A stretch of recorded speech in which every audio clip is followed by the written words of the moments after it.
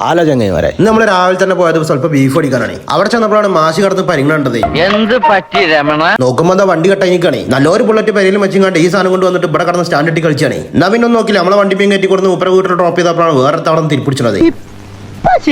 അത് കഴിഞ്ഞ് പരിക്കത്തിയപ്പോൾ തണ്ടാന്തരപ്പാടിന്റെ ബാഗ് എടുത്ത് കണ്ടു പോകുന്നത്. മൂപ്പര് കോളേജിൽ നിന്ന് മണാലിക്ക് കൊണ്ടുപോകാൻ പോവുകയാണ്. അത് കഴിഞ്ഞ് നമ്മൾ പോയത് നമ്മളെ കൂടെ പഠിച്ച ചങ്ങായിമാരെ നമ്മളെ കാണാൻ വേണ്ടി വരുന്നുണ്ട്. ഓരോരുത്തർക്കാണ് ഈ രണ്ട് മാക്രികളാണ് എന്റെ കൂടെ 8ാം ക്ലാസ് മുതൽ 10ാം ക്ലാസ് വരെ ഉണ്ടായിരുന്നത്. എന്നാ പിന്നെ ഓർക്ക് ഒരു ചായയും പഠിച്ചെടുക്കാൻ വിചാരിച്ചുകൊണ്ടായത് ഈ വീഡിയോക്കാണ്. ഞാൻ ഈ ഒരു സാധനം ഒരു വിത്തൗട്ട് ഓറഞ്ച് പറഞ്ഞത്. എന്നാ പൂഞ്ഞിക്കര കൊള്ളാം.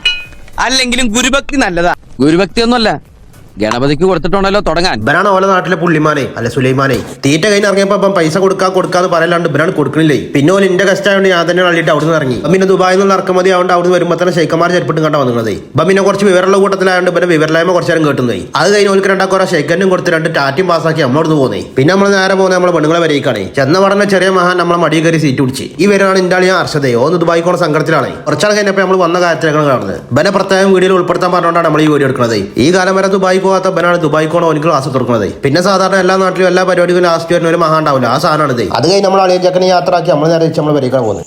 അപ്പൊ ശരി എന്നാ.